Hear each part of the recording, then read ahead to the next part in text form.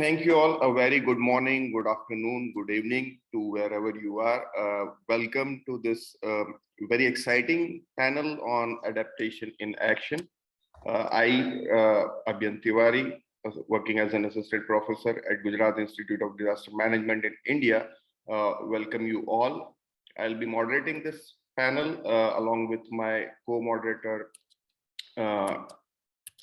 who is here with us, Mr. Thierry Joffroy. If you can just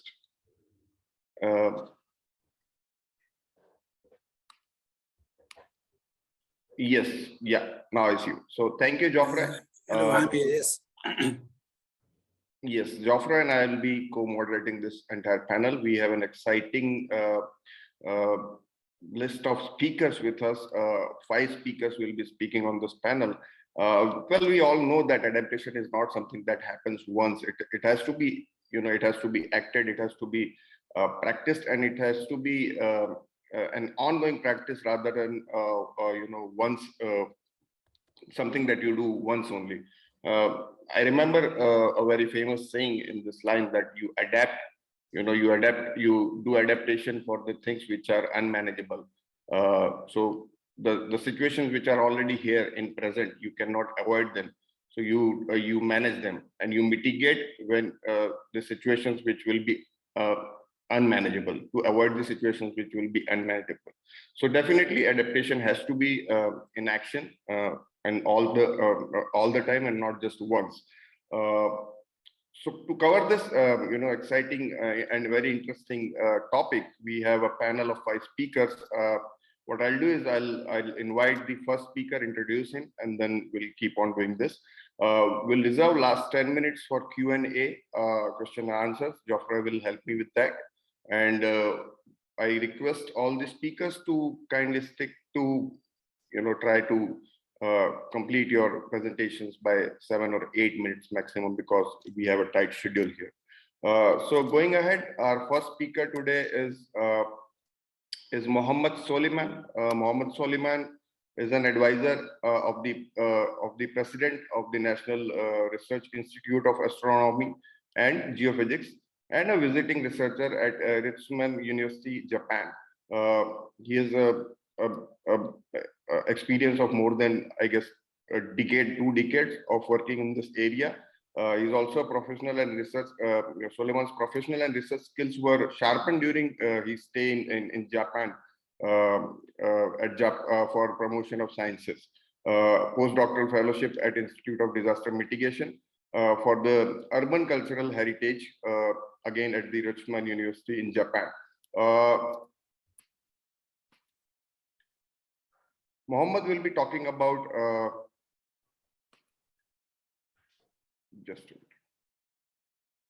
he'll be talking about the synthetic techniques and interdisciplinary approaches for cultural heritage in times of natural and man-made hazards. Without further ado, let me hand it over the floor to Mohamed. Mohamed, please go ahead. Thank you. Okay, thank you so much, Abhiyant, for introducing me and giving me this valuable opportunity to share our contribution about synthetic techniques and interdisciplinary approach for cultural heritage in the time of natural and man-made hazard. So, yes. So let me refer to something. As you mentioned, this contribution comes within integrated collaboration between institutions whether in Japan, Egypt, and Ireland.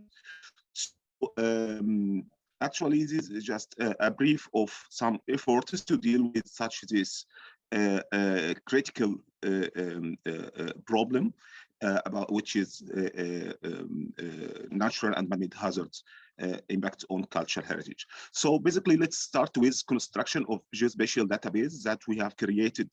I have created with my team at Institute of Disaster Mitigation for Urban Cultural Heritage in Ritsumeikan University, and in collaboration with CU Alex Center d'Alexandrine in Egypt. Actually, this geospatial database consists of two main types of database. The first one is, as shown here, is historical maps or old maps.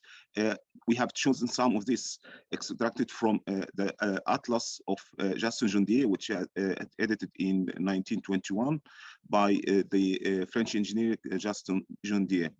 And the other type is most recent high resolution of satellite image, basically Palladius B, which is French one, ALOS 2, Japanese, and land use, Landsat, which has extracted from USGS, which is American exactly.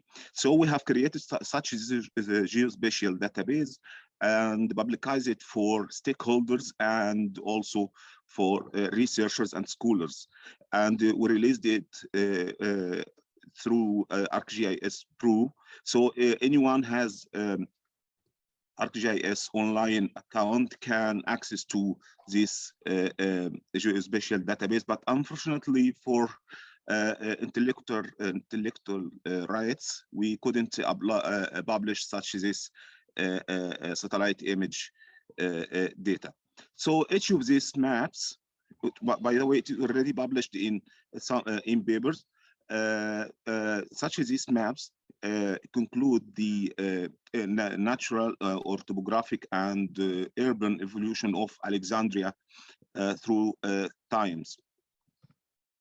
One of the outputs of this geospatial database, basically land use, land cover analysis derived from Palladius B satellite image in 2019 and processed, analyzed and processed by Tercet. As you can see here, this is Alexandria in 2019. So such this data can help to in the development projects or development projects that already are coming out in Alexandria.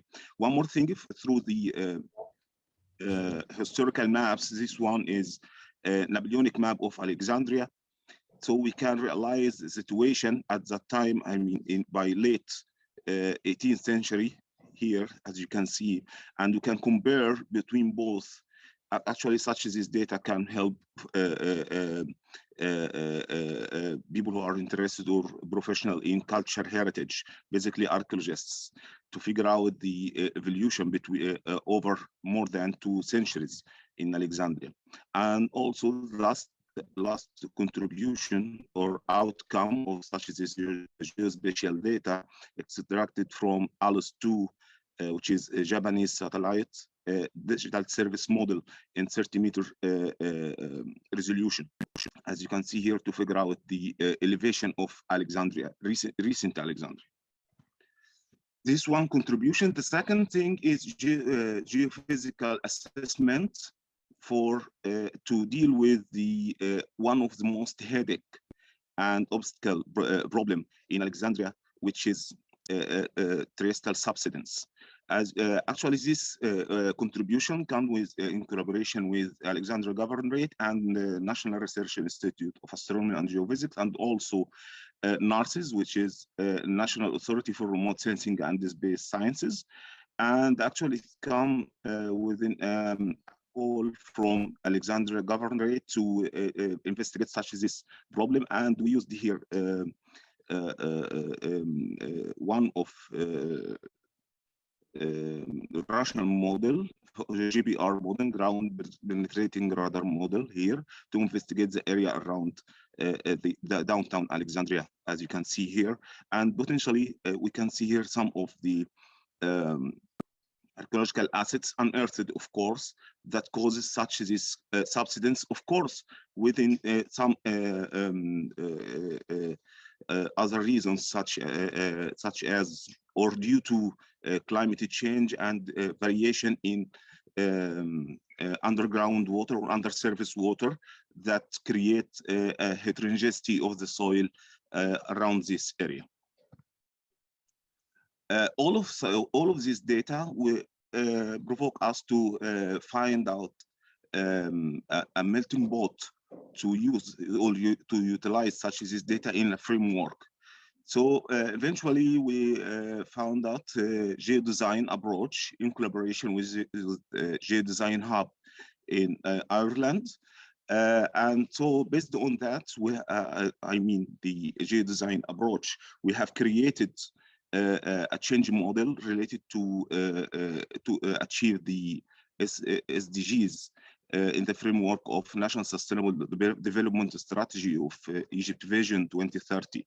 So basically, we have chosen the downtown Alexandria, which contains the great majority of the cultural heritage of the city of Alexandria, basically.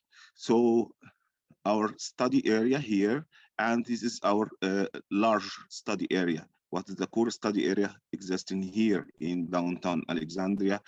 And actually, geodesign approach is a compatible work between to integrate the cultural heritage to the sustainable development projects.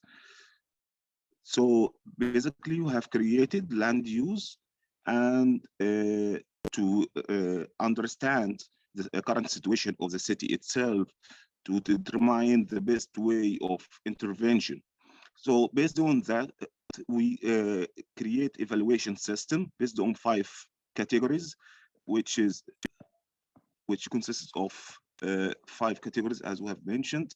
1, existing, non-appropriate, which means no need for intervention, while the other 3 green here categories require different priority of intervention. So based on that, we have created a innovative change model to achieve the SDGs based on 2 scenarios. One is adopted in 2025, the other adopted on 2030 to achieve 3 major goals. One is preserving the cultural heritage of this area. Second is upgrading the urban mobility. The third is preserving or dealing with environmental issues such basically climate change and so on. So let's move to other technique, which is VR technique rule in times of hazard. That we have created with a prototype project in Qaitbay Fort in Alexandria, which is medieval, well-known medieval fortification in Alexandria, to achieve 4 goals with showcasing a module for documented cultural heritage at risk, where the Qaitbay Fort have been constructed on the same location of Faros Island. And second one is supporting sustainability of tourism industry within the SDS. Third, an attempt to visualize the public and publicize Alexandria cultural heritage properties for stakeholders and scholars in the time of hazards. Eventually, availability at a low price and systems that requires specialized knowledge are becoming easier to use. As you can see here, this is a field work using Ricoh Theta camera, a 3D camera, and techniques, and also mobile and device. So it is very cheap and easy to acquire data. And this is another one, the software that we have used to create the VR tour, which is also requested at 360 BIZ. This one potential. Second one, we have created as a prototype also in the scale of museums. So the first one, which is Ricoh Theta, we have created and interested in sites, while these techniques is photo scanning is to modelize the objects in museums that we have applied in Kyoto city for archaeological museum to achieve 3 measures objectives. One is publicizing cultural heritage for stakeholders and scholars remotely in the time of hazard restrictions. such as COVID-19, what we are suffering nowadays, of course. Second is prototype for documenting cultural heritage, natural or man-made hazards, such as armed conflict, looting, anti-smuggling, that what happened in Iraq, Syria, or even during the Arab Spring in Malawi Museum in Egypt. Finally, to achieving the SDGs from the perspective of tourism industry. As you can see here, we use very simple tools, so basically professional camera, tripod, and so on, and also to process such as this data using soft meta shape. And eventually we create 3D model for each piece or each object in very high resolution. So thank you so much for your attention, and hope you enjoyed my presentation. Thank you. Well, thank you, Mohamed. That was really an interesting and fascinating work that you are doing, and the work that you have presented, especially use of different technologies to achieve the SDGs related to COVID, related to tourism, the virtual reality, the 3D models, and then geospatial techniques. I think we have a question for you, which maybe you can take at the end. So if you can check it in the chat box, there are questions for you, which we can take at the end during the discussion and Q&A, a part of the panel. Okay, moving ahead, we have our next speaker, Joseph. Yes, our next speaker is Joseph Puglisi. Joseph is a writer, is a photographer, a filmmaker. He's currently the co-creator of an ethnographically inspired project entitled Preserving the North Sea. Over the period of this year, he'll be traveling with his team the entire coastline of North Sea, from Scandinavia to the Low Countries and the UK. This multi-sited investigation will engage with traditional fishing communities, very interestingly, and producers of fish products. Its primary goal of this entire project is to draw together the broad interconnections of heritage and sustainability within the fisheries. Joseph is also he also studies visual anthropology, and he has keen interest in practices related to food procurement. Today, Joseph will be talking about the synchro-trawling in this Skagerrak, if I pronounced it correctly. Without any further delay, Joseph, the floor is yours.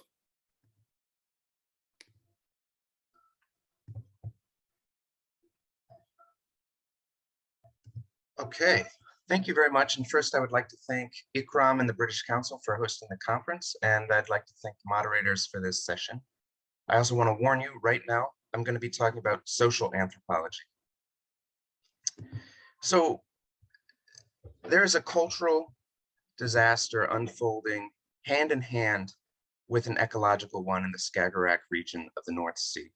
It has been described as a battle by the Thorpstrand fishing group, a group that is engaged in the struggle and the people that I've been working with.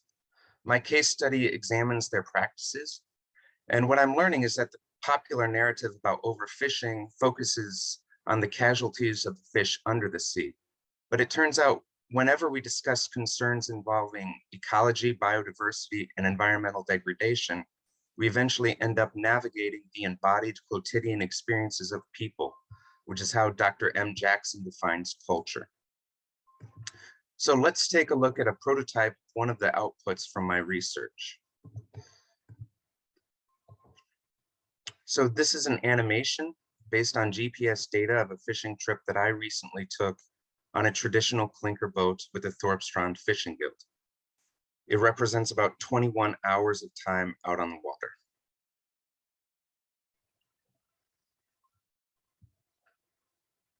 So now you're going to see a pair of Dutch beam trawlers enter the region, and they're performing what one of my research participants calls synchro-trawling.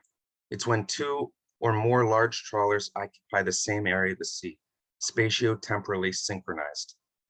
This event lasted almost the same amount of time I was on the clinker boat.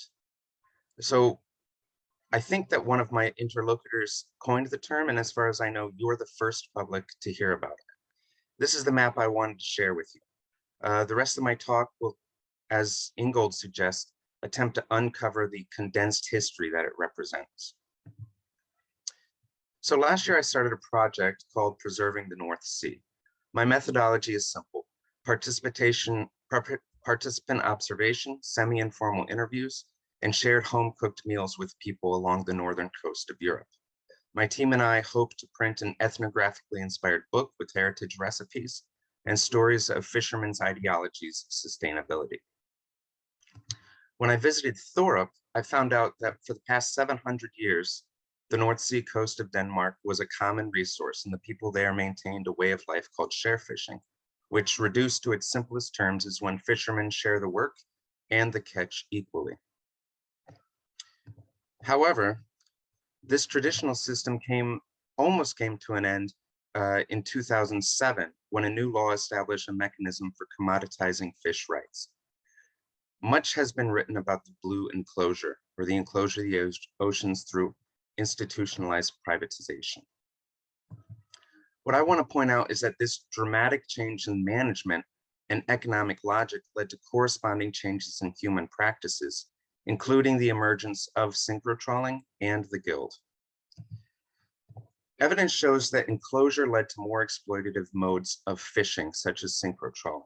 Like all beam trawling, this method has both social and environmental effects. First, it reconfigures fisher folk as wage earners and replaces local boat owners with speculative investors. So we can say that it puts livelihoods and communities at risk. Simultaneously, trawling has devastating environmental effects. Multiple studies show that they have a higher risk for bycatch, massive fuel costs, higher risk for capturing adolescent fish. They damage the seabed fauna like coral reefs, and a report in the journal Nature last year even shows that trawling releases sequestered CO2 from the sediment stirred up under their beams. In response to this policy change, Thorup had the foresight to purchase a common pool of fishing rights. They wanted to maintain their own autonomous space and continue their traditional and sustainable fishing practices. As a result, Thorup is the last place you'll find share fishing in Denmark. In addition, the guild uses traditional soft-bottom clinker boats and soft Danish seines. These techniques mitigate all of the concerns about trawling that I mentioned earlier. And the Danish government designates their fish to be nature gentle. This new labeling system, Natureskansum, is the first of its kind in the world, and it was developed in cooperation between the government, the Organization for Gentle Fishing in Denmark, and Dr. Mathilde Oudsen, who, by the way, happens to be a resident of Thorup. But Natureskansum is just one aspect of the guild's highly diverse range of media practices. Using a media ecology framework as suggested by Nardi and O'Day, I began a media ethnography of the guild's work. I discovered academic papers, newspaper articles, television interviews, a website that looks almost like a public services announcement, physical protests, and occupations of the Danish ministry. I even found artistic spatial interventions. So their practices aren't just about landing fish. They amount to a movement, one engaged in, as Bavink et al. Describe it, the fisheries as a social struggle. And this is what's so important. There is an ongoing collective effort towards social justice. Sustainability, in other words, begins with human equity. So Professor Ted Stratsky has summarized the relationship between people and practices by saying that no people, no practices, but equally no practices, no people. But I'd like to know if the professor recognized the existential significance of such a claim. Because when the fishermen in Thorup are talking about practicing fishing sustainably, they're really talking about their own survival and the survival of the fish. So now we can place synchro-trawling into context. I wondered, what does enclosure at the sea look like? Fences enclose terrain, but what encloses the ocean? Synchro-trawling turns out to be the key. My research suggests that enclosure in the sea is the embodied modalities of those who would homogenize human experience. Rather than fixed barriers, the fences are navigated courses that physically exclude other vessels from the area. This form of navigation arises out of the damaging methods of beam trawling, but it also provides a map to ideologies of capitalistic logic, colonial politics, and cultural ethnocide. If what Shatsky said is true, if in fact there would be no people without practices, then the enclosure of the sea vis-a-vis synchro-trawling has the potential to eliminate heterogeneous ways of life. We might conclude, therefore, that no place for practices, no people. Since the act of synchro-trawling first entered Thorpe's waters in 2016, the Guild is seeing a significant reduction in the amount of fish captured. In the last 3 years, the low-impact fishers have landed only 1/3 of what they're permitted. But the struggle continues. And the EU Commission this year is considering changes to its common fisheries policies, including the possibility to create a legal instrument to enforce Article 17. Article 17 suggests that EU governments reallocate fishing rights to fisherfolk who use low impact methods. The Thorpstrand Fishing Guild can be a model for this important step. And I hope that my project, Preserving the North Sea, can find more support so it can continue to map the intersectionalities of social justice, heritage, and sustainability through action-oriented ethnography. Thank you.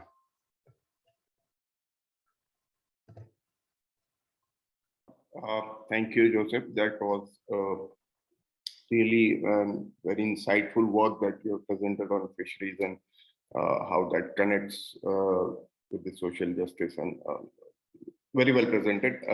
I'm pretty sure that we have questions for you, but looking at the paucity of time, we'll rush to the next presenter, and you may take your questions in the chat, and then at the end we'll cover them in the Q&A.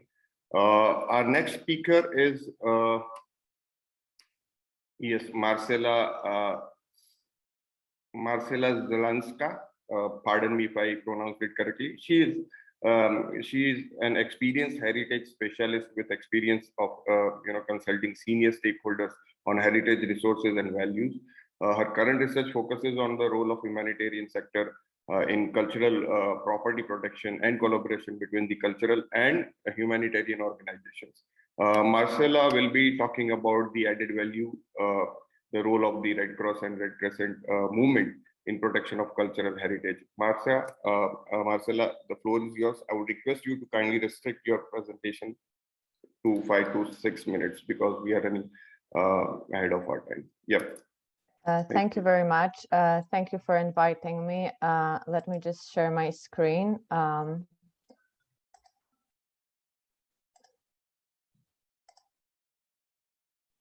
Is it all good?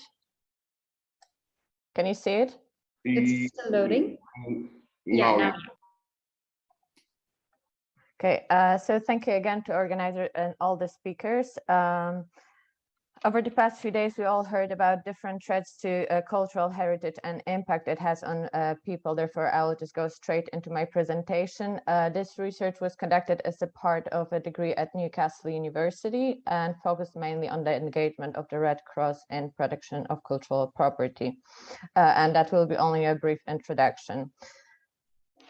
The movement consists of around 80 million people around the world. Who are helping those facing conflict, disaster, as well as health and social problems. And there are 3 components of the movement responding to different emergencies. The International Committee of the Red Cross is responsible for conflict and also is engaged in promoting international humanitarian law. The International Federation of the Red Cross and Red Crescent Societies responds to natural and man-made disaster, as well as coordinates the relief given by national societies. And the national societies consist of around 192 members responding to local needs. So the ICRC work is based on the Geneva Convention on 1949, their additional protocols of 1977 and its statutes. The ICRC engages in preventative measures during peacetime and has an active protection mandate in the situation of conflict. Within the ICRC mandate is promotion, dissemination, and implementation of international humanitarian law among the states.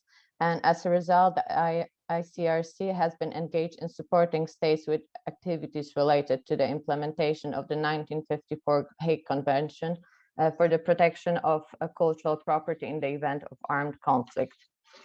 It has to be stressed that it is up to the states to decide on the topics they seek assistance with. And these activities are conducted by the advisory service on IHL, which organizes workshops, training, awareness raising events, conferences, liaising with local governments, NGOs, and peacekeeping missions. And for instance, last year, the ICRC took part in the African Union program, and one of the topics was the development of African Union model law on protection of cultural property and heritage. And from there, the states can approach the ICRC and seek the assistance with implementation of relevant treaty. The ICRC has an also active mandate protection in situation of conflict, meaning that it engages with all the parties in a conflict that can have an impact on matters of protection. So if there are concerns relating cultural heritage, it can be discussed among the parties. And the protection dialogue is considered a core aspect of actively protecting culture. Furthermore, armed and forces delegates deliver operational training, which armed forces receive as a part of their basic training or career progression courses, while pre-deployment training is based on the need and the context of the situation. The collaboration between ICRC and UNESCO has a long history because both organizations have been engaged with the implementation of the 1954 Hague Convention. And in 2016, the ICRC signed a memorandum of understanding with UNESCO to strengthen their collaboration. And that can be found on their website. For example, when mutually agreed, the ICRC may assist in rescuing specific cultural heritage at risk. However, field operations are currently the low priority, and 95% of the activities have been dedicated to preventative aspects as opposed to operational and field orientation actions. There is a long-term strategy is needed to integrate cultural heritage protection to operational level. And in 2020, analogous memorandum of understanding has been signed between the ICRC and the Blue Shield International. The Blue Shield International is international NGO focusing on the protection of cultural property both during armed and conflict and following natural and human-made disaster. And it's underpinned by 1954 Hague Convention and its protocols, and has been already referred as a cultural equivalent of the Red Cross in 1955. The cooperation between the ICRC and cultural organization is aimed at developing new opportunities and aiming to provide added value to cultural property protection.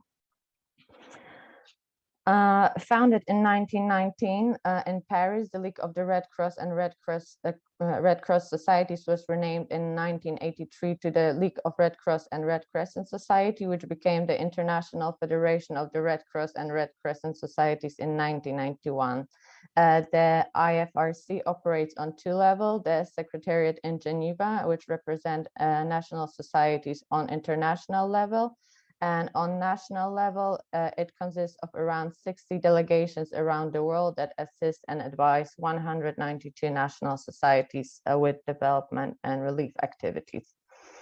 And although there is no disaster law that is strictly relevant to protection of cultural heritage that IFRC applies, one of the key components of the disaster law refers to protection of any property, and that includes cultural, religious, or private property. Disaster law is aimed at reducing the existing risk presented by disaster, preventing new threats, and protecting people. And many countries refer to disaster law when looking into strengthening their own laws and regulation. IFRCDL units work closely with national societies and provide long-term programming with teams of regional and in-country advisors around the world. The units cooperate with government, national disaster management, and health offices. National societies, United Nations partners to provide tailored approach that recognizes the diversity and differences of countries around the world. Because there's an increase in the disaster, there's more interest among the governments to improve disaster law. And although the IFRC isn't involved in the strict sense in the protection of cultural heritage, the increase in disaster, especially those related to climate change, presents such an opportunity.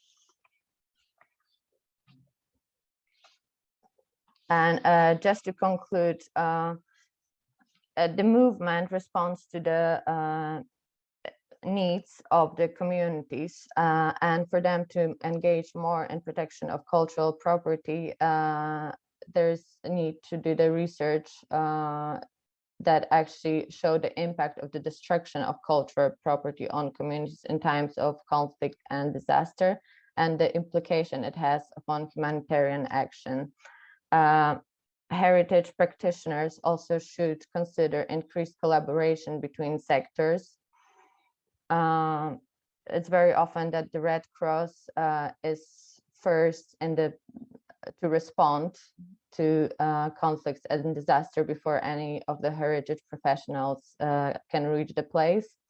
Also raising awareness among humanitarian actors. There are many very dedicated humanitarians who are dedicated to cultural property protection, and also exchange of information between both sectors, and that has already been signaled by both memorandums of understanding. Thank you. Thank you, Marcela. This was really interesting how you are looking at the collaborations between the cultural properties and humanitarian sectors. So definitely the sectoral collaboration, not just these two, but other sectors also are the need of our. Moving ahead to our next presentation, we'll come back to you, Marcela, when we'll have questions for you in the last session. Moving ahead, our next speaker is Gamze Özmertyurt. She's research assistant with over 4 years of experience at university. She possesses a master's degree in architecture and also continues her doctorate education. She just started to study about water heritage in Anatolia, water security and traditional underground water systems in her thesis. She will be talking about the opportunities to develop a response with culture-based mitigation to the future water security problems. Without any further delay, let me invite Gamze for her presentation. Thank you, Abhiyant.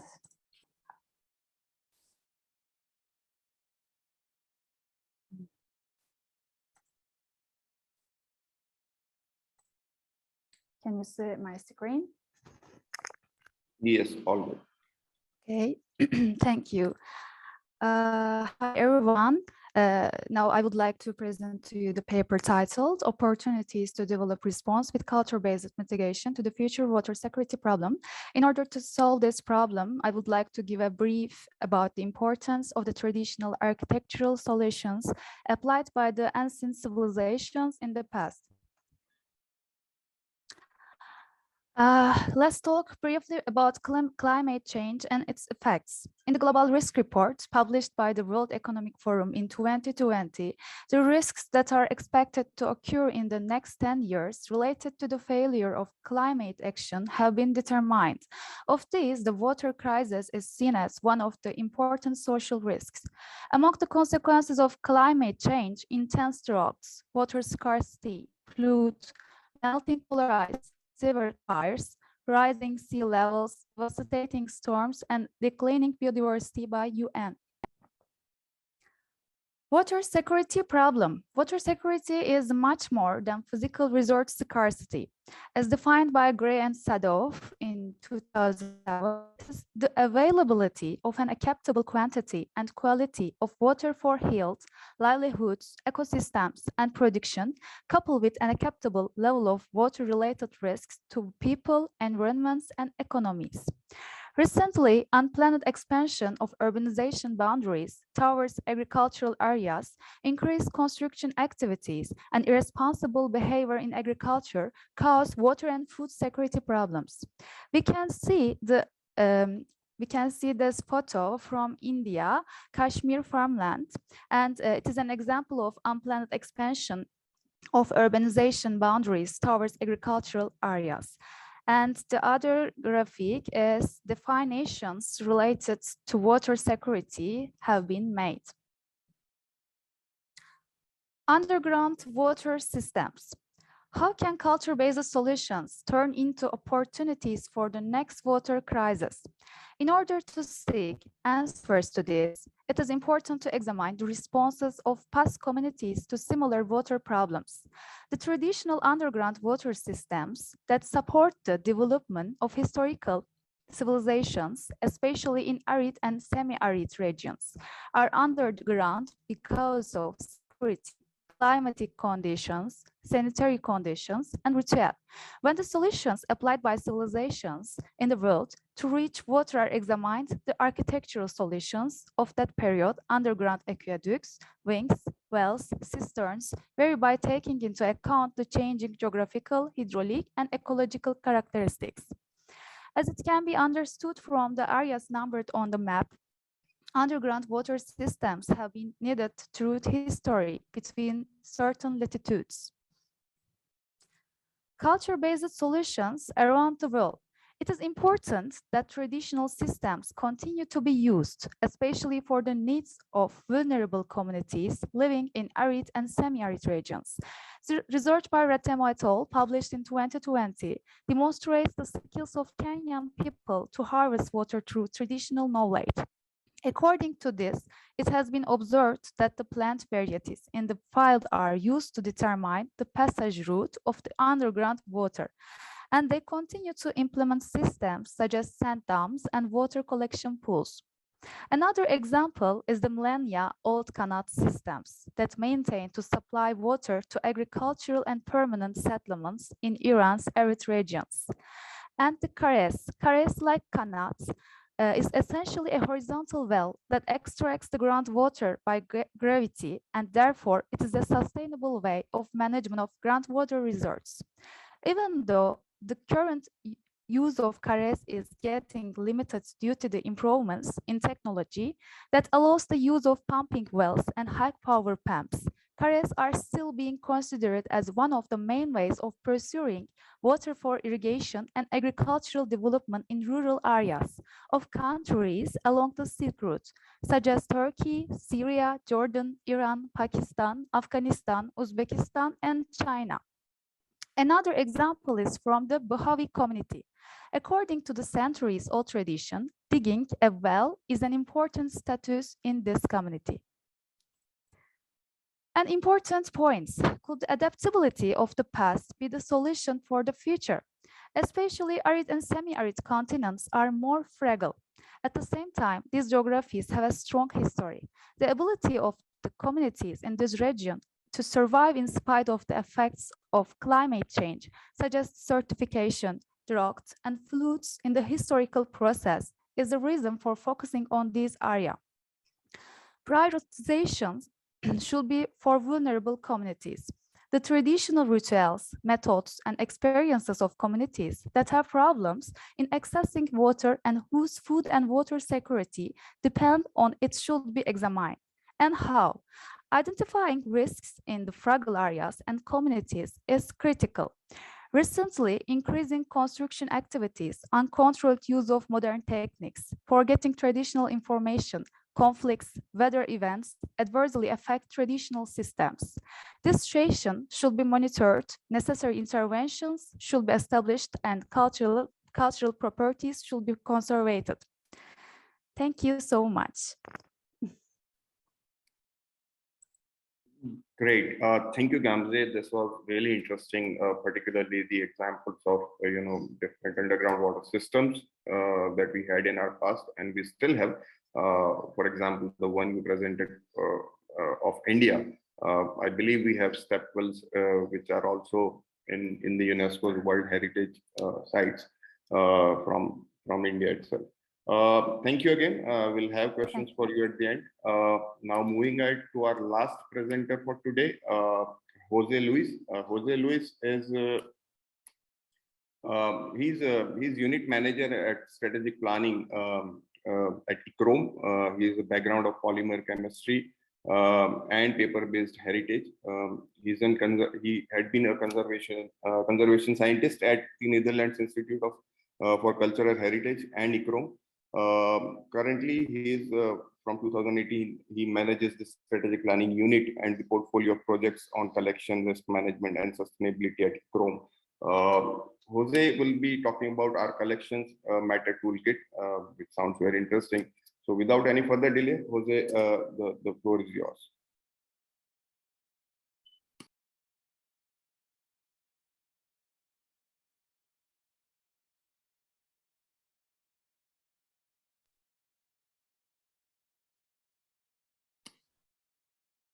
Thank you. Thank you, Abhiyant. And good morning, good afternoon, good evening, everyone. I hope everybody's doing well. It's still difficult times of the COVID-19 pandemic. My presentation will focus on adaptation and action by the heritage sector itself, in particular by the organizations that are in charge of heritage collections. So, our world faces many serious challenges: climate change, loss of biodiversity, inequality, intolerance, multiple conflicts. Without action, we know that people and nature cannot thrive. What is the role of heritage collections and the organizations that care for them in this critical transformation towards a sustainable future? Research conducted by ICROM indicates that collections-based organizations around the world have started to tackle this issue. They typically address sustainability by trying to reduce their environmental impact, having as key targets lower energy consumption and waste generation. While these environmental initiatives are highly applauded, collections-based organizations have untapped potential to contribute more towards climate action, peace building, social cohesion, livelihoods, and well-being. We know that to realize a truly sustainable future, more must be done to change people's mindsets and behaviors. How then can our museums, libraries, and archives use their collections to support this effort for the betterment of society as a whole? This question inspired the launch of ICROM's Our Collections Matter initiative in 2020. Its goal... Sorry, I beg your pardon, Jose, but we don't see your slides changing. Are you changing your slides? Because... I am. No, we... Okay, shall we try again?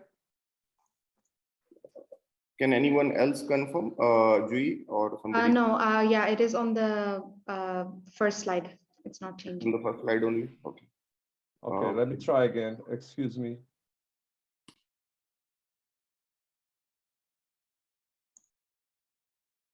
Do you see it changing now? No.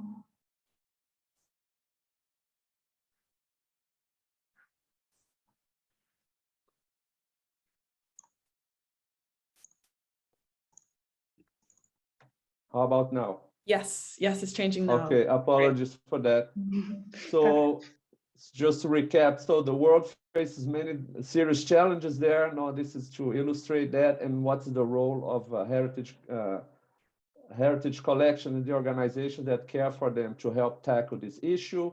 This is the results of the consultation we did around the world in terms of what collections-based organizations are doing to advance sustainability. And as I said, they are mostly tackling environmental aspects and also mostly tackling the way they operate in terms of reducing energy consumption and waste generation. And our point here is that the collections and the organizations that care for them, they have untapped potential to do much more in terms of climate action, peace building, social cohesion, livelihoods, and well-being. So, and because of that, in view of that, how can we maximize this potential? So ICROM launched the Our Collections Matter initiative in 2020, whose goal is to accelerate, increase, and amplify activities that support sustainable development within the context of collections-based work.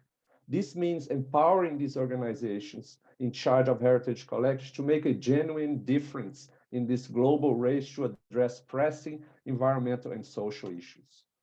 By providing effective tools and training, our collections method will support transformational change through collections-based work. Organizations in charge of heritage collections will not only be better informed and equipped to decarbonize their operations, but also, and we believe even more importantly, to inspire mindsets and behavioral change in their communities of users, to act as influencers in the communities.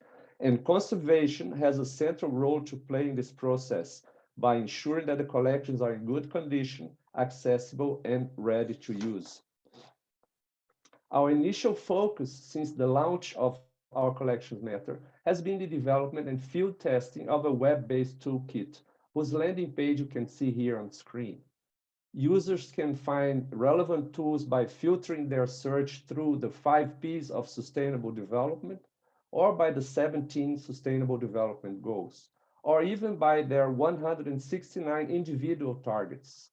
For those who are not familiar with the SDG framework, the toolkit is also organized according to a set of sustainability-related actions, making it an ideal starting point for any organization or professional seeking information, instruction, or simply inspiration. Currently, there are 230 tools available, all of which are open access. This list will continue to grow as new resources are identified and developed, and as we learn more about the needs and the opportunities within the heritage sector and beyond. What makes this toolkit especially innovative is the concrete way it connects individual resources to specific sustainable development targets. This includes sets of dedicated indicators developed by the project team, which collections-based organizations working with a particular tool from the toolkit can use to measure and report on their contributions towards the SDG and the related targets. As an example, here you can see one of the 119 currently available tools addressing SDG 13 climate action. Besides the relevant information and links concerning the tool, users can immediately see towards the bottom of the page which specific SDG targets can be addressed by working with each tool. By clicking on the icon of each target, the corresponding indicators proposed by our collections method are displayed, as illustrated here for SDG target 13.3. Filtering their search through Peace, one of the 5 P's of sustainability, users will currently find a selection of 173 tools addressing this vital pillar of sustainable development. Here you can see some examples of existing tools tackling transformative pedagogy for peace building, decolonization, violence prevention, and dialogue. To illustrate the potential benefits of our collections method toolkit, here's an example of its application by the Aga Khan Museum in the city of Marawi in the Philippines. The city has been severely affected by conflict in 2017, and the Meranao people are still going through the process of recovery, rehabilitation, and reconstruction. Our collections method toolkit has supported the Aga Khan Museum in achieving its goal of creating a lasting and sustainable change in the livelihood of Meranao women through capacity building for the preservation and promotion of culture and arts. The slides show the 2 specific tools from the toolkit used in this particular museum project. In 2022, ICRAM will start offering training on sustainability literacy and other relevant contents and skills to effectively connect collections-based work and the various spheres of sustainable development, using our collections method toolkit as a reference and a centralized repository of practical resources. All this work has been made possible thanks to a strong coalition of international partners, which we hope will continue to grow in the future in the true spirit of SDG 17. It's only through these strategic partnerships that we can effect positive change worldwide. ICRAM is committed to support its member states and the heritage professional community in contributing to a sustainable and thriving future through cultural heritage, including collections-based work. It's time for the heritage sector to reposition itself and unlock its full potential, taking concrete and bold steps to help transform the world and leave no one behind. So I'll come back to adapting the sector and transforming and taking action, realigning our efforts to maximize the long-term benefits for people, planet, prosperity, peace, and partnership. We invite everyone to join us in this collective journey. I thank you for your attention and apologies for the technicalities issues at the beginning. Thank you. You're on mute, Abhiyant? Yep. Thank you so much, Jose. This was really very interesting work that you and your team are doing at Chrome in enabling sustainability through collections and conservations. We are almost at time. So moving ahead, let me invite my co-moderator, Thierry Joffroy, who is also a researcher at the University of Grenoble in France, to carry forward to moderate the discussions and Q&As that interesting questions that we already have in chat box. Joffroy, over to you. Thank you. Okay, thank you. Thank you. And thank you to all the presenters. I think it was really very interesting and we have a great variety of presentations on various topics. What just came out to my mind is that all these presentations lead us to take attention to what is the resource and what is the resource for people. And I believe that is what has strongly come out as a general overview, and that there are some resources. These resources are natural on one side. We've been talking of water, we've been talking of fishes, and this raises an important questions that somehow people had in mind in the ancient cultures, is that if you don't take care to your environment, you are not able to live yourself. And I think this is something that finally is coming out. If we don't have water, we cannot live. If we don't have fishes, we cannot live. But it's not only that, we also have cultural aspects and cultural properties. So the presentation by Jose has presented. But is also a resource, because culture is also how to use the natural resources and how we are doing that. And even though there may have some kind of artistic features, there's also behind knowledge systems, there's know-hows and knowledge, organization also of people, which are very important, and that might be the solutions, including for the future. So I think this is what has came out very clearly from these presentations. Considering the questions, there has been a number of discussions and questions which to me has been a bit difficult to follow, but if I can take in order, there has been some questions to Mohamed in the beginning, mostly oriented, and Mohamed, maybe you can maybe give some details, or I don't know how this can be organized. More specifically, there has been questions on the data you are using, and you also mentioned NRIAG as maybe if you could make sure that people have an idea of where they can get the data you've been using, at least the start of the data you've been using in terms of mapping, and maybe if you could also, there was a question from a representative of Honduras on the issue of identification and protection. Does the work you do is really useful for protection? Maybe it's something that you could develop on. So Mohamed, can you give us some responses on that? Yes, thanks so much, Joffrey. And regarding the question of Honduras, I have applied for very, very interesting. I guess it's a call of collaboration. So in Riyadh National Research Institute of Astronomy and Geophysics, which I belong to, we adopt such techniques to deal with basically seismic hazard and tsunami. Not recently, but a couple of years ago, we have installed a seismic station at Qaitbay Fort in Alexandria, and to deal to monitoring the situation there, responding to the climate change, as you know, of course. So on the other hand, also in Riyadh, we have other techniques to deal with other impact on cultural heritage, or even natural or man-made impact on cultural heritage as well. This one potential. And so what else could I?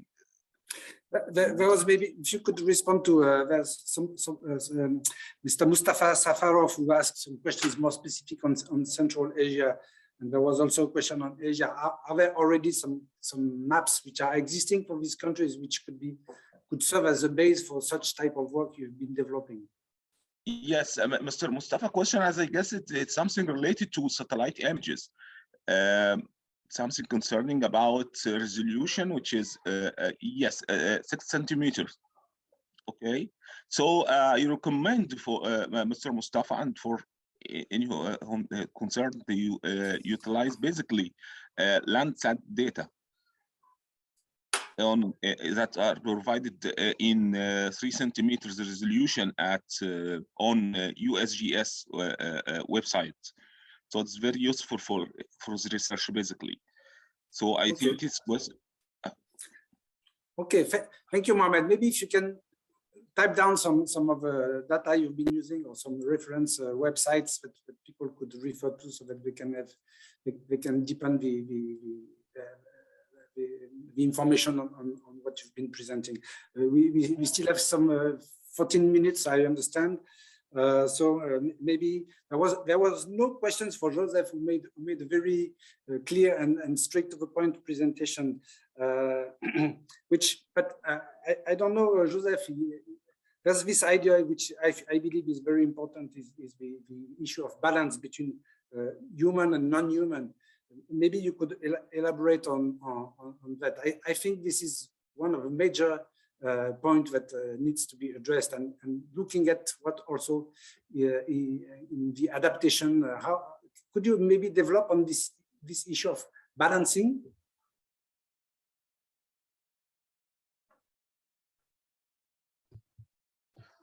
So, well, I think that the fundamental thing I'm trying to say is just when we approach these issues about ecology and biodiversity, we have to simultaneously take into account socioeconomic issues. And whenever we leave that out of the equation, we find ourselves oftentimes limited by some kind of capitalistic logic, which has shown repeatedly to have damaging effects ultimately.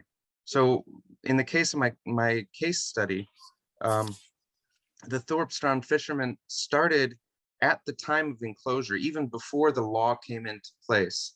They kind of had, for some reason, this sense that things were going in this direction.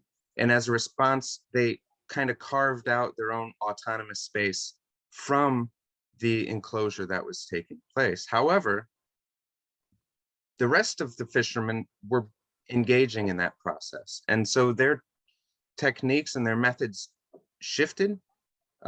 And as a result, we are where we are. And now, about 14 years later, since it occurred, now the EU is talking about, well, let's go back and see if we can do what they did, is basically what they're saying. And I guess that's great. And I hope that will come to pass this year. But oftentimes we rush in with the goal of capitalizing on a resource, as you said, and we leave the people out of the equation. And this is where the logic falls apart. Okay, thank you very much, Joseph. maybe I will come to Marcela on who's been talking to us about International Federation of Red Cross and International Committee for Red Cross. Marcela, it might be interesting for you to develop and differentiate what is the federation and what is the committee and what is the Red Cross itself, because it's not exactly the same thing. And I don't know if you are aware of some of the initiatives with the International Federation of the Red Cross. Actually, my organization is working quite a lot with them on reconstruction after hazards. And we've been developing a number of initiatives which takes into account the culture. And as you probably know, and it might be good to recall that, in addition to what you've been saying, the code of conduct of the Red Cross includes respect to people's culture. So could you maybe elaborate on that, which I believe you also know? So I just have to point out that it was very, very challenging to get any response from the Red Cross. They're very resistant. So the International Committee of the Red Cross, they deal with the conflicts and they mostly deal with the implementation of the international heritage law. They are not doing so many of the other, like they would not really get engaged so much in the rescuing cultural heritage because they have to stay impartial. And I think it was pointed yesterday that heritage can be a factor for conflict as well. So it's very difficult for them to engage in anything, and there's no public denunciation. So they're a completely different organization than the federation. So the federation, I only managed to get, I contacted the regional offices for America, for Asia. And then, for example, they would forward me to national societies. And one of the national societies was the British Red Cross, where there is a member who is very involved in cultural property protection. And one of their actions, for example, was shipping I think 3.6 tons of looted antiquities back to Afghanistan in 2009. And the federation currently, from what I understand, they might be looking into developing, but I don't know whether you work with the federation or with the national society. Well, actually, what I would like to say is that the Red Cross system in general is very interesting because they have people everywhere. So they are the first aware, and they are the first to be able to provide information on whatever is happening anywhere. And they are almost they have representative almost in every village in the world, which is incredible as a possibility to get information on what is happening and also having an idea of what would be the needs of people after, more specifically after hazards, because they work continuously. But of course, when there's a hazard, then they are there. So I believe this is what is very important. But what of course, there's a lot of progress, and the Red Cross itself is a military organization. So it's not easy to go in it. Federation is probably an organization which is more open. As I said, we are working quite frequently with them, more specifically after hazards, like in Haiti, probably in Tonga now. We'll be working in Mozambique also. We'll be working with them. What I wanted to say is that there's a sensibility within the federation, very strong now. Specifically the shelter cluster, so the housing and environment, but culture should be taken into account. And I think I'm going to use that to go to the next presentation that of Jose, who did a very interesting, unless you want to respond something, but I'm already asking the questions to Jose, because what we often see in many countries, and specifically after hazard, is that there has been a change. And this change is somehow linked to colonization. And people have adopted different systems, and more specifically in housing.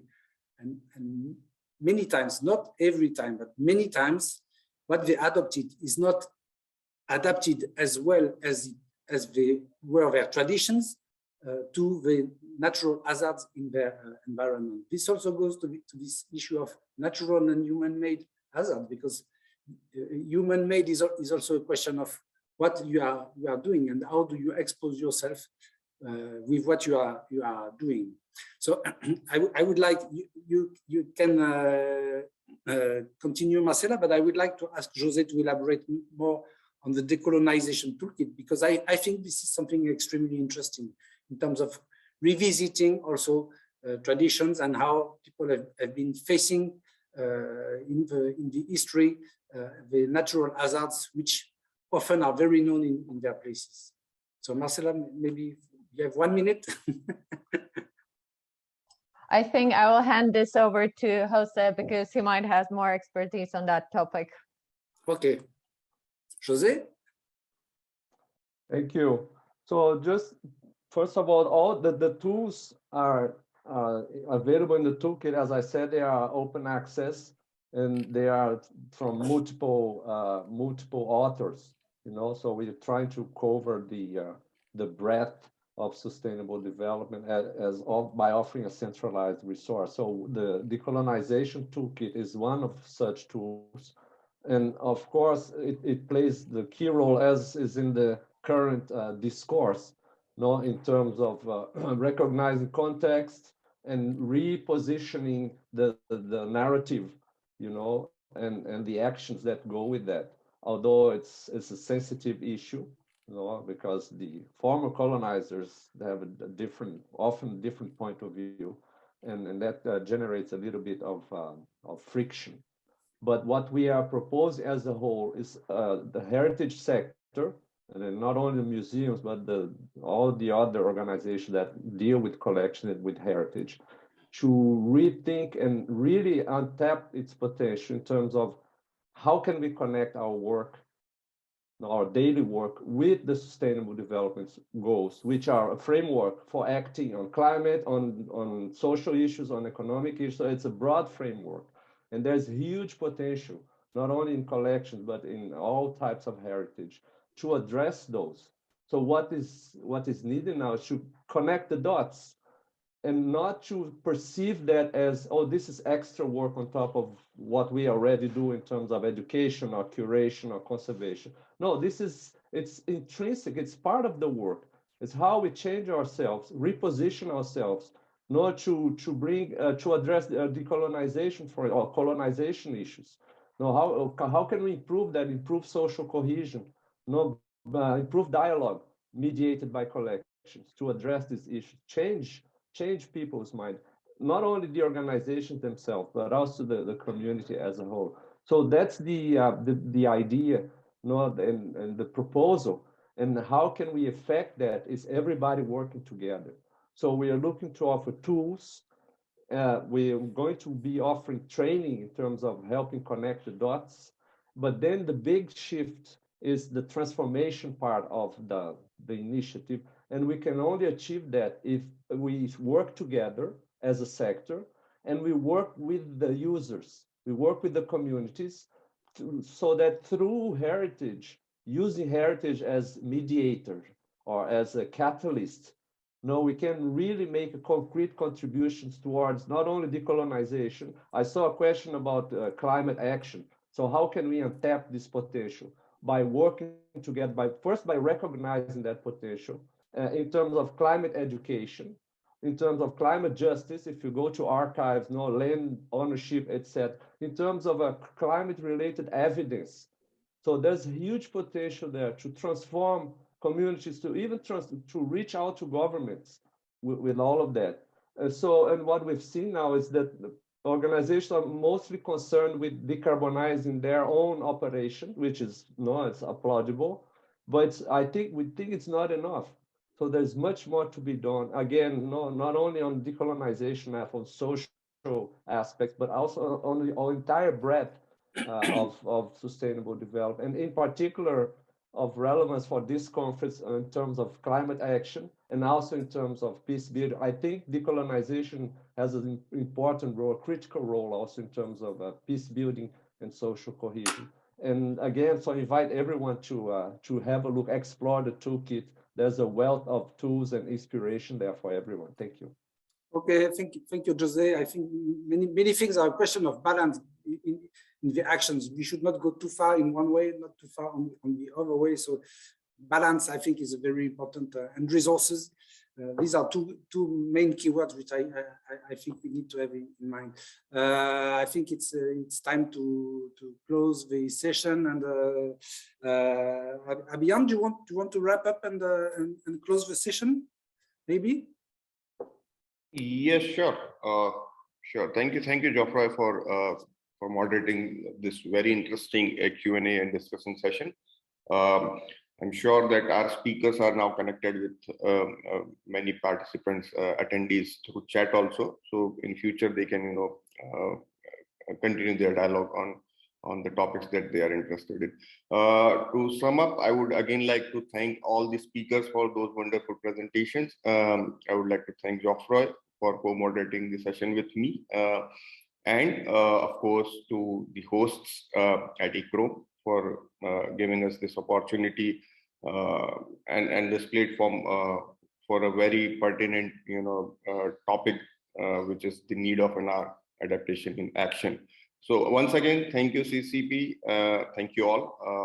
And if there is anything from hosts that they want to add, or we can close now. Just to add, so thank you everyone to joining for today's session. It's been a really informative and inspiring panel, and I'm sure from what I could see of the discussion, it's raised a lot of interesting questions and a lot of interesting collaboration between people. So coming up next for this session, having now wrapped up the panel, we have 3 multimedia contributions that we are happy to share with everyone today. And so please invite everyone to stay in this room, and then we will be sharing these contributions, and each of the creators is also here with us today to briefly talk about their submissions. So first, I would like to invite Dr. Mohamed Soliman, who was also speaking earlier. He made a VR video of the Cape-based Citadel. So I will be sharing this first, and then I'll invite Dr. Soliman to speak briefly about his multimedia contribution. Can everyone see my screen? Yes, sir. Yes, okay.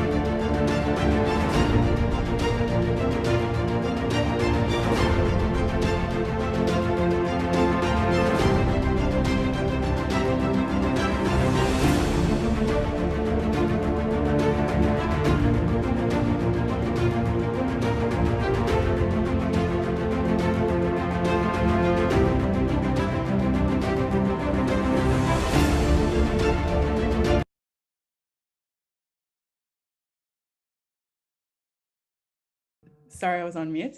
So now I would like to invite Dr. Mohamed Soliman to briefly talk about his multimedia submission.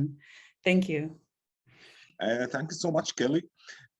Actually, this is just a prototype project for creating VR for Kite by Citadel, Kite by Fort, which is the main coastal fortification in Egypt, medieval in Egypt and in Alexandria particularly. Actually, these projects come derived from collaboration between Ritsumeikan University and Egypt-Japan University of Science and Technology, and Riyadh as well, funded by Art Research Center, International Joint Digital Archiving Center for Japanese Art and Culture, ARCIJAC at Ritsumeikan University.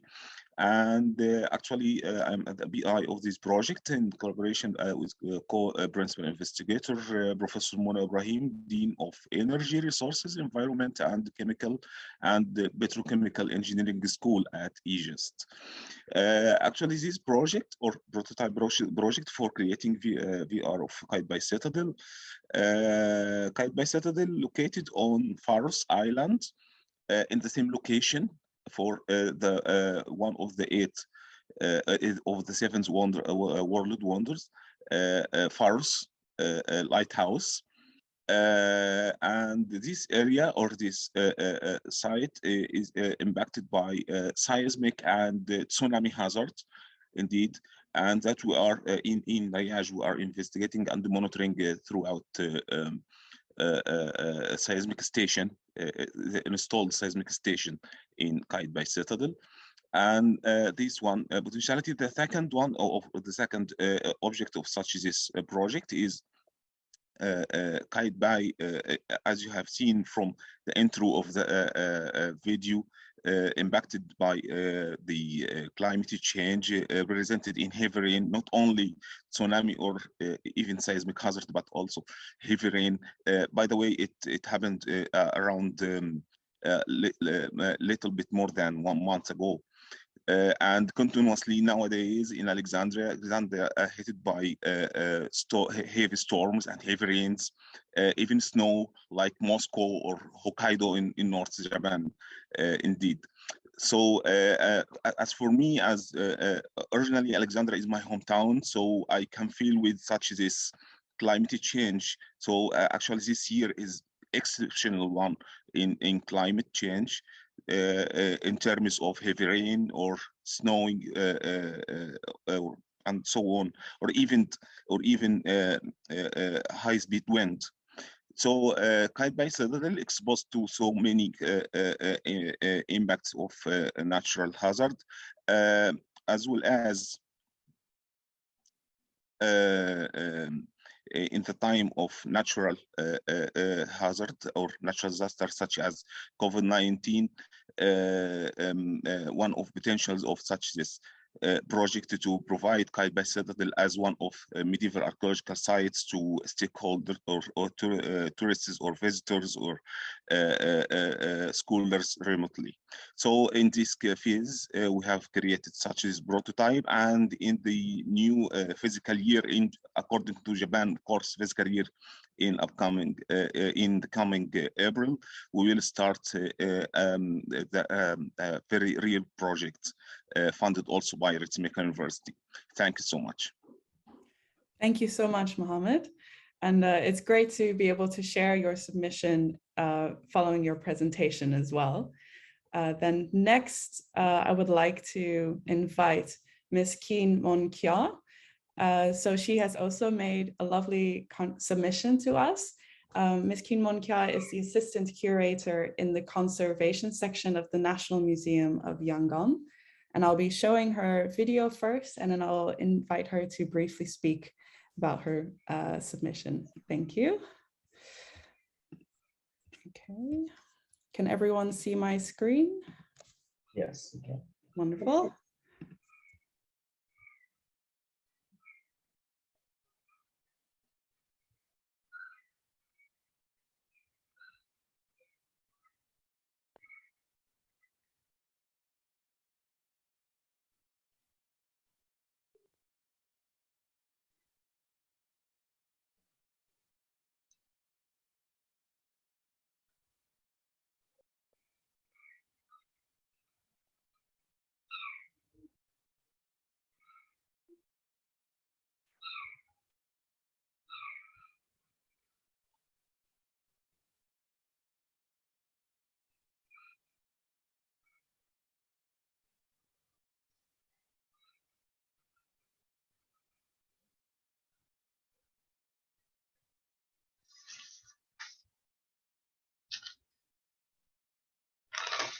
perhaps, Ms. Keen, if there's no music for background, you would like to speak while the video is playing, Yes. or we can also wait till after.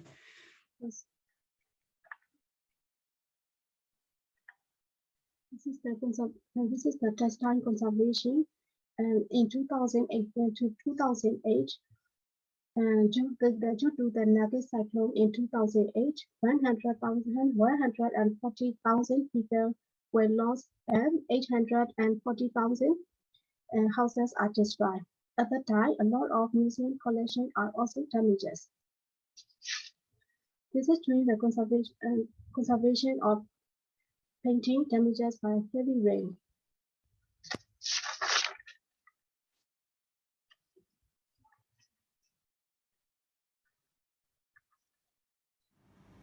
It's the termite attack. The conservation of the rare costume at the Cultural Museum from Assam, Myanmar. This state is cooler than the middle part of Myanmar.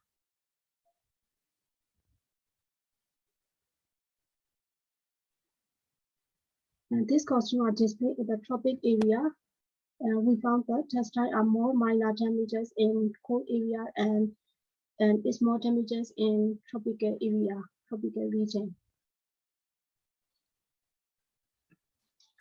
Thank you, Ms. Keen, for sharing those images with us.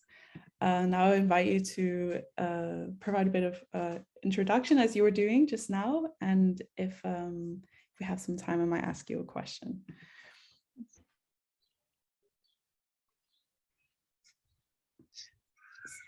So Ms. Keen, when did you make this collection of images, this video?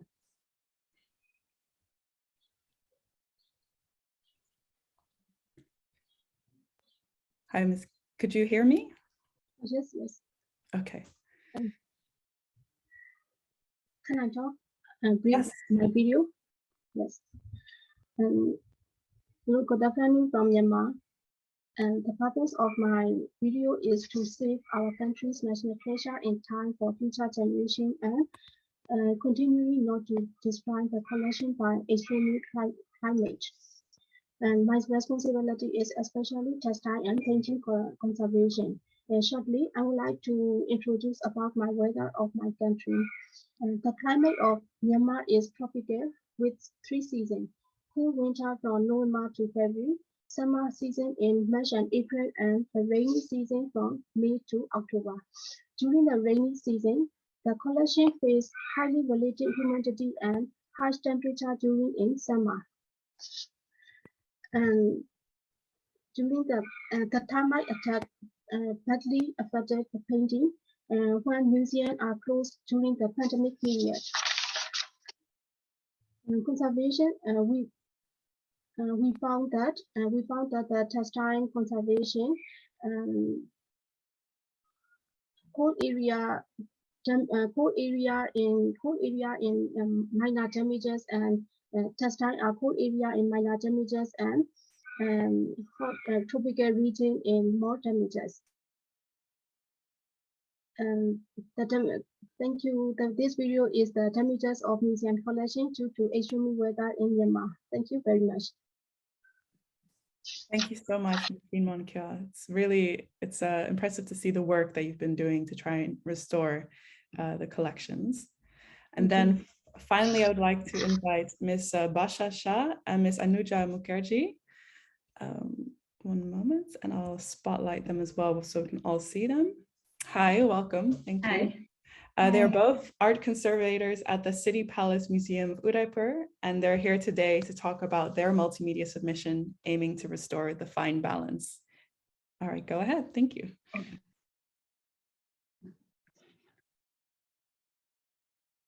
Okay. Namaste from India. I'm Bhasha and she's Anuja, and we are art conservators at the City Palace Museum Udaipur, looking after the royal collection of Mewar. The House of Mewar is the world's oldest serving dynasty for over 13 centuries, and Shriji Arvind Singh Mewar is its 76th custodian. The museum opened to the public in 1969 and now receives more than 10 lakh visitors on an annual average. It includes galleries displaying the royal collections of sculptures, miniature paintings, archival photographs, textiles, and much more. With more than 30,000 individual objects, its photographic collection is one of the largest private archives in India. With the motto of Sorry, Miss Basha, I can't really hear you. Hello. Can you hear us now? Yes, now I can hear you clearly. Okay. Thank you. So I was saying that with the motto of eternal renewal, the royal family strives for preserving both its tangible and tangible cultural heritage, like celebrating traditional rituals and festivals in which they use a part of the museum collection. For example, regal costumes, palanquins, and insignia used in royal weddings, religious processions, and ceremonies. The museum also aims at preserving its structural and material heritage, but recently it has been observed that climate change is adversely affecting our efforts for it. The film talks about disruption of the fine balance between climate and culture and museums' initiatives to deal with the same. Hope our contribution is helpful for the objective of the conference. Thank you. Thank you so much. I will now share their media contribution. And then I believe the next session has just started, but for whoever is still here, we can pose some questions to the people here today. Can you see my screen? Yes? This film is an attempt to highlight the fine balance between climate and culture and the importance of maintaining it for future. The city of Udaipur, situated at the southern end of the semi-arid state of Rajasthan in India, is known as the land of hills, lakes, and lush vegetation. The region's geographical and environmental setting proved to be beneficial, and the city was established as the seat of the erstwhile princely state of Mewar. The city palace complex was strategically built on a hilltop at the banks of Lake Pichola, surrounded by the Aravalli ranges. This iconic 450-year-old structure, which houses the City Palace Museum, has been built over the years by different Maharanas, adding their distinct style and architectural features.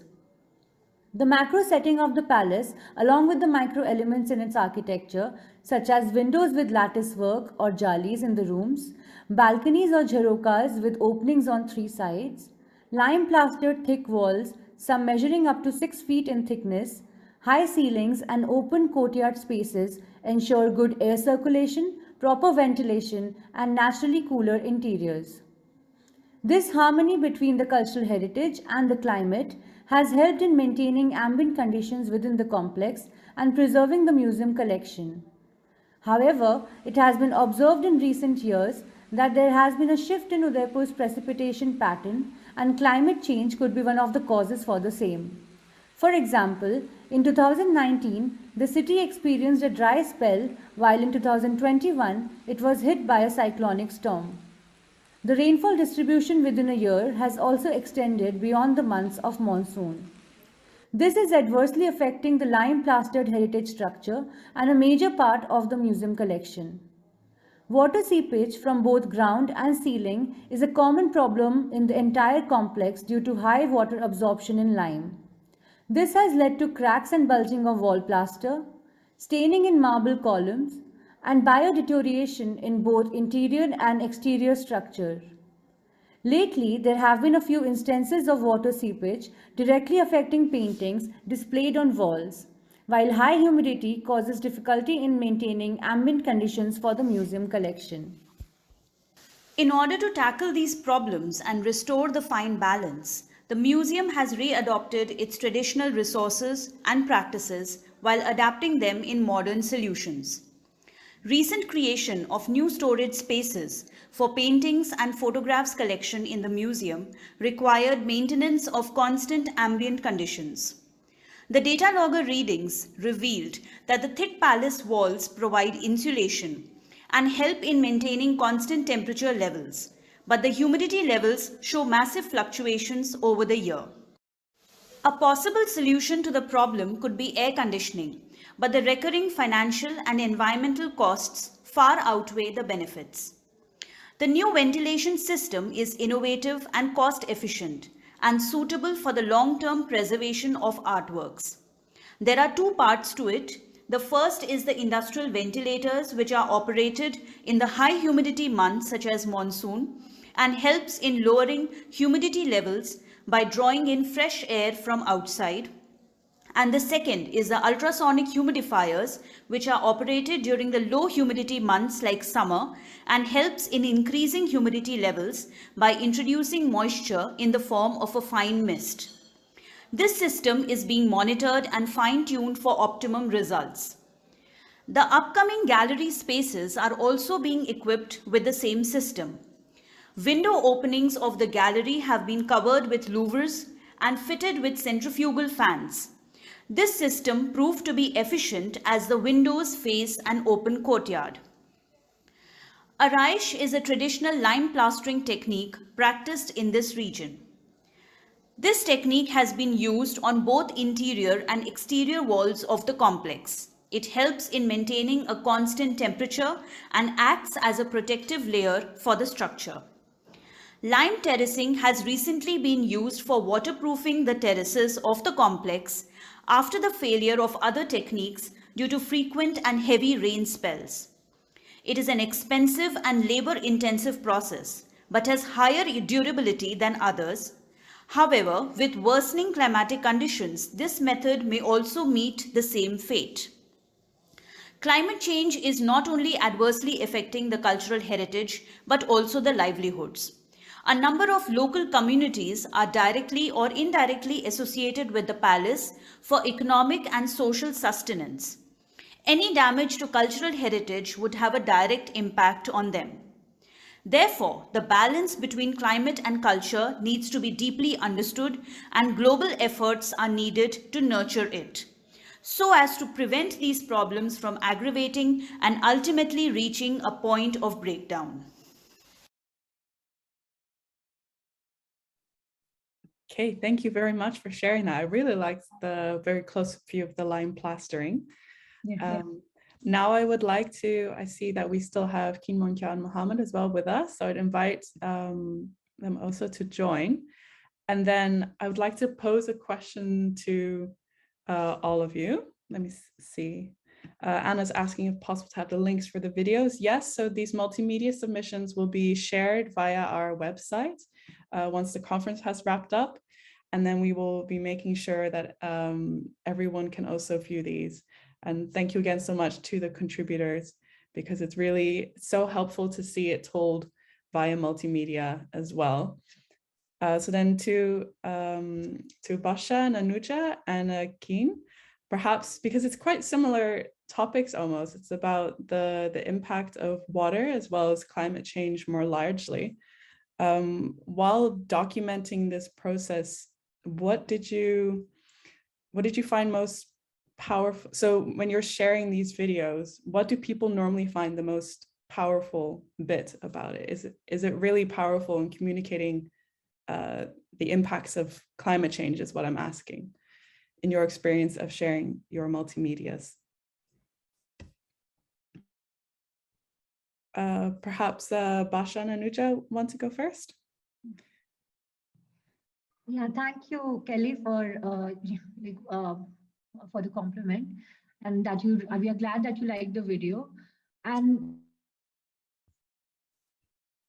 it seems that your video is frozen. Can you hear us? No. Yeah, can you hear Can me? you just repeat the last sentence? It just cut out for a minute.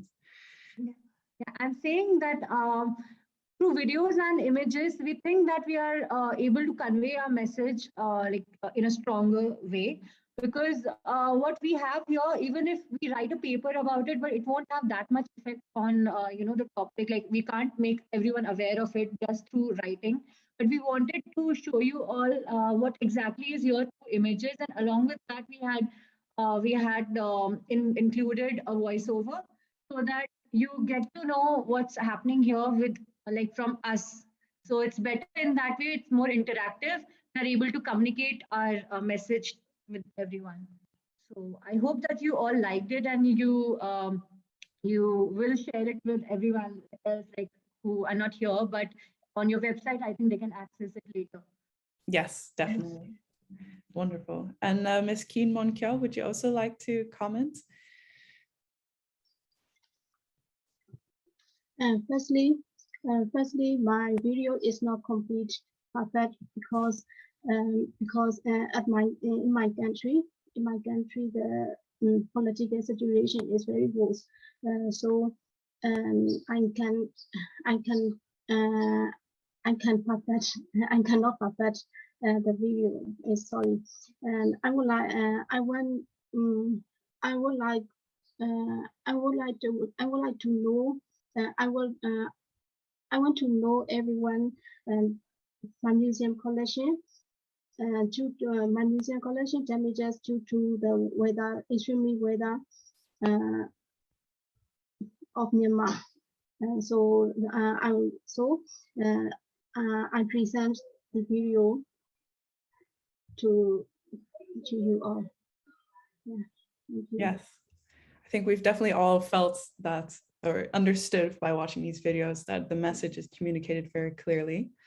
And then perhaps to wrap this up, are there any questions you have for each other about your videos, or if Mohamed is also still here with us? Because though they cover similar topics about the impact of climate change on your collections or heritage sites, it's of course in different places. So perhaps there's something, well, I'll ask first openly, is there anything you would like to ask each other?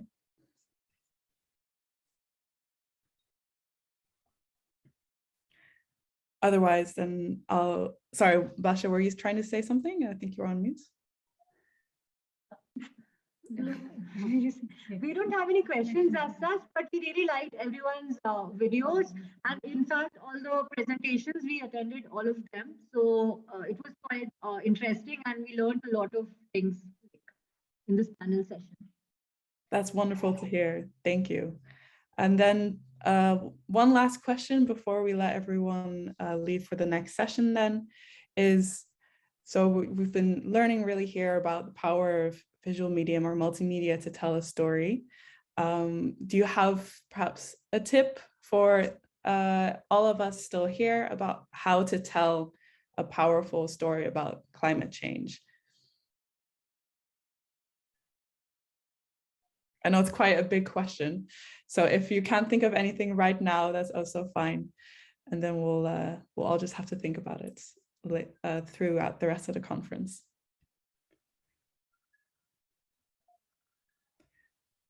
Okay. Nothing. Yes, Basha? Hanuja?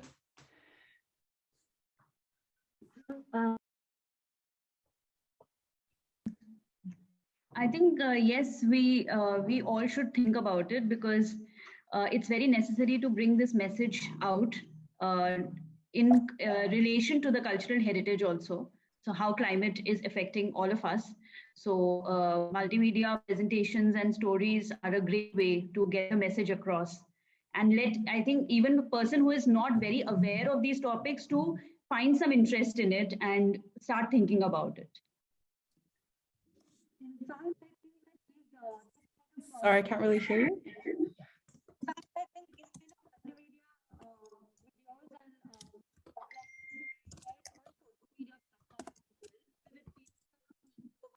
Sorry to interrupt again. It seems, I don't know if it's just me, but the sound is cut out on your side. Yeah, I'm saying that maybe these kind of videos can be shared on a social media platform as well, because nowadays, like social media has a wider audience. So it's like it will be better if we like spread awareness as much as possible. Yes, perfect. I think that's the message we can all leave with then today, is that we have to do whatever we can to spread awareness, and video and pictures are a very powerful medium for that. And they're also, as shown by Dr. Soliman, a very useful tool as well in documenting in what is happening. I think that's the same for all of your multimedia submissions as well as a tool for communication. It's an important part of the documentation process of the research process as well. So thank you so much to all four of you for your multimedia submissions, and thank you to our audience today. I'm putting the link in the chat for the next sessions. There's one that already started 15 minutes ago, and the one after that is starting in 15 minutes. So I'll be putting both of them in the chat. And yes, I hope everyone has a good day. Let me just find that link for everyone. So the next session that's currently going on is the Ignite talks with the first link, and then the one starting at 12, which is the panel on connecting culture and nature knowledge, is with the second link I sent. So thank you so much, everyone, and have a good day. Thank you. Thank you very much. Thank you so much, Kelly. Bye, everyone. Bye.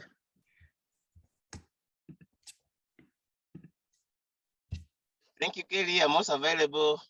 Hi, Richard. Hi, Kelly.